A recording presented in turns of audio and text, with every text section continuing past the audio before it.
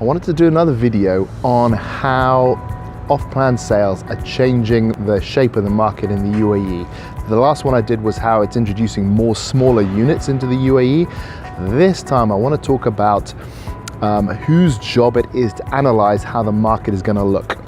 In a market where you can't sell off-plan, the developers only build buildings where they have a really good idea that in 4 years when they develop that building they can then sell it, because they're not selling it off plan, they're only selling it when it's built.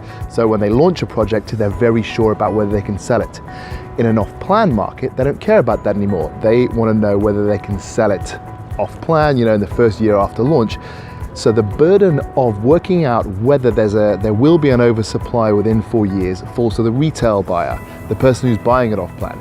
He now needs to make the decision that when that building is launched, 4 years after that, when it actually comes out the ground, he can rent out that unit or sell it.